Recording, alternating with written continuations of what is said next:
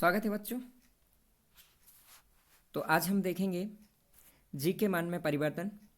Physics का गुरुत्वाकर्षण का टॉपिक है और इसमें जी वेरिएशन करता है धरती के ऊपर।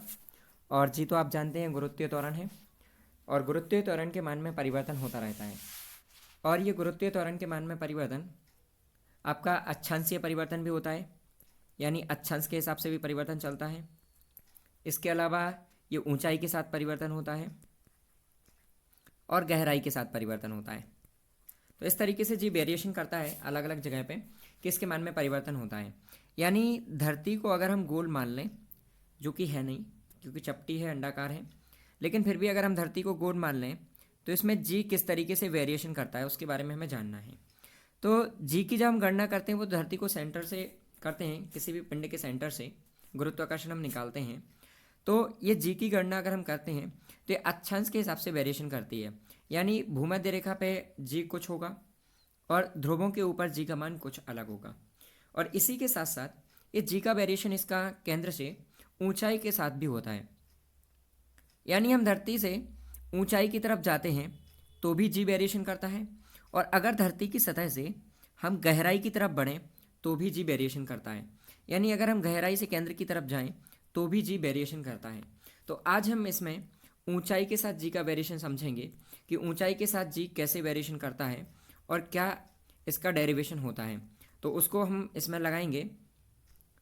जैसे अगर हम इसको देखें तो केंद्र से हम दूरी मान के चलते हैं, तो केंद्र से सतह तक की दूरी को मानते हैं आर, और फिर उसके बाद सतह से माना कि हम एच ऊंचाई तक गए और एच ऊंचाई पे हमने जी को माना जी डैश। यानी यहाँ पे जो जी हुआ वो जी डैश हुआ चेंज होके, क्योंकि धरती की सतह पे तो हम जी मानते हैं।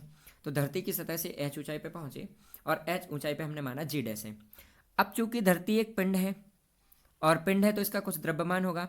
हमने मान लिया इसका द्रव्यमान है कैपिटल एम, और कैपिटल एम इसका द्रव्यमान है। तो इस पे जो अन्य वस्तु के कारण आकर्षण बल लगेगा वो क्या लगेगा, आप सबको पता होगा।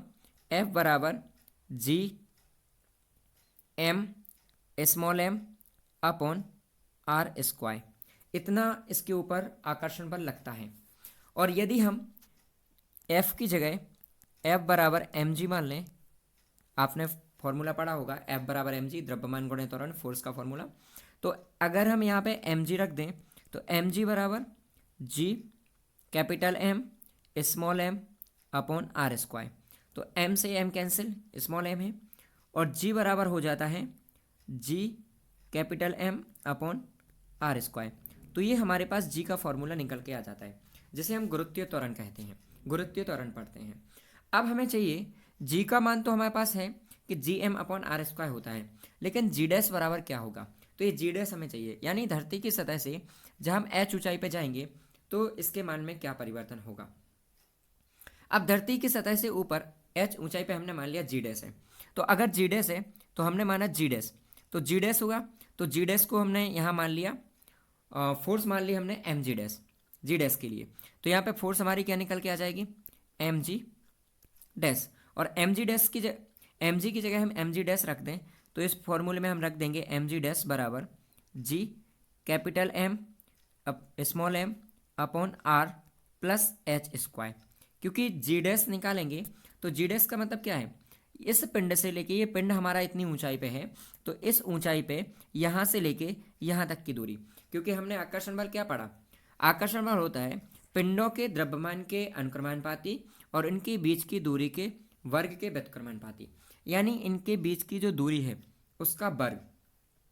तो इस तरीके से, और यहाँ पे अगर हम इसको सॉल्व करें तो m से m कैंसिल, और ये हो जाएगा जी डैश बराबर G capital M upon R plus H का होल स्क्वायर, ये निकल आएगा। और एक समीकरण आपको यहाँ से ये मिला जो धरती की सतह पे है, और एक समीकरण आपको यहाँ से ये मिला, दूसरा समीकरण जो h ऊंचाई पे है।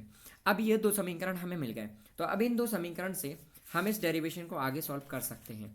और इस डेरिवेशन को हम कैसे सॉल्व करेंगे, ये समीकरण एक और ये समीकरण दो। अब समीकरण दो में अगर हम समीकरण एक का भाग दे दें तो हमारा डेरिवेशन हो जाएगा। तो इतना आप नोट कर लें और इसके आगे देखें, इसके आगे हम लगाएंगे समीकरण दो में हम एक का भाग देंगे। तो सबसे पहले हम समीकरण दो को नोट करेंगे,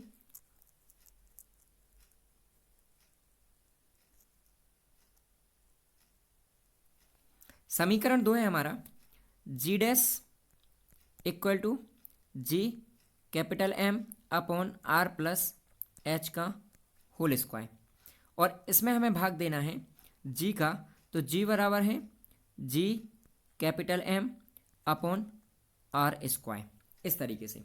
अब इसको अगर हम सॉल्व करें तो ये ऊपर चला जाएगा और ये नीचे, तो ये जी एम से जी एम कैंसिल हो जाएगा, क्योंकि आपको इसका फॉर्मेशन आता हो, तो G M upon R plus H का होल स्क्वायर, और ये हो जाएगा R square upon G M, तो जी एम से जी एम कैंसिल, और ये बचेगा हमारे पास R square upon R plus H की होल स्क्वायर। तो इसको हम नीचे लिख देते हैं।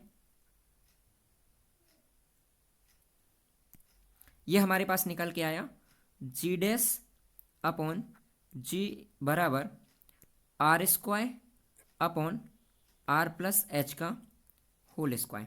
अब हमें इसे आगे सॉल्व करना है, तो इसे हम कैसे आगे सॉल्व करेंगे? अगर इसी कोष्टक को हम खोल दें तो ये हो जाएगा R square upon R square plus H का स्क्वायर, और यहाँ से हम आर को बाहर निकाल लें तो G dash upon G equal to R square, और ये हमने नीचे आर स्क्वायर बाहर निकाला और यहाँ पे बचा 1, क्योंकि आर स्क्वायर हमने बाहर निकाला, प्लस एच स्क्वायर, और यहाँ ये भाग चला जाएगा तो आर स्क्वायर, इस तरीके से ही आ जाएगा। तो अब इसी को हम आगे सॉल्व करेंगे, क्योंकि अधिकांश बच्चों को यही समस्या आती है कि ये वाला सॉल्यूशन यहाँ पे कैसे आता है। तो इस सॉल्यूशन को आपको बिल्कुल ध्यान से समझना है। अब हम ऊपर से इसको साफ करते हैं।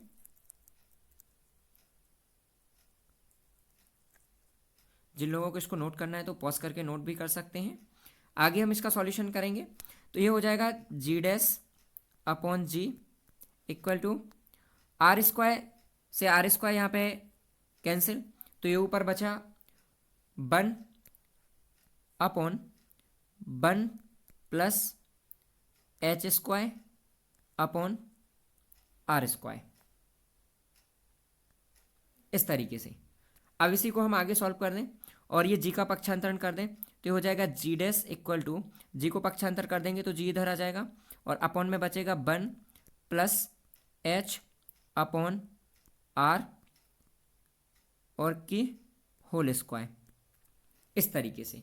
तो इस तरीके से हमारा डेरिवेशन सॉल्व हो जाएगा और ये आपका डेरिवेशन निकल आएगा। यानी जी के मान में किस तरीके से परिवर्तन हुआ वो हम इस इक्वेशन से समझ सकते हैं कि किस तरीके से जी के मान में परिवर्तन हो रहा है। यानी स्पष्ट है कि जैसे जैसे ऊंचाई बढ़ेगी, यानी हम ऊंचाई पे जैसे जैसे बढ़ते जाएंगे तो क्या होगा, जी डैश का मान घटता जाएगा। यानी ऊंचाई अगर बढ़ती है तो जी डैश का मान कैसा होगा, घटेगा। तो आई थिंक आपको ये बात समझ में आ गई होगी और ये डेरिवेशन भी आपको समझ में आ गया होगा। तो आप कमेंट बॉक्स में ज़रूर बताएं कि कैसा लगा आपको ये वीडियो लेक्चर, और यदि आप कोई ऐसा टॉपिक चाहते हैं जो आपको डेरिवेशन समझ में नहीं आ रहा है तो आप कमेंट बॉक्स के माध्यम से बता सकते हैं, और हम पूरी कोशिश करेंगे कि आपको उसका सॉल्यूशन छोटे से वीडियो लेक्चर के माध्यम से उपलब्ध कराएं। धन्यवाद।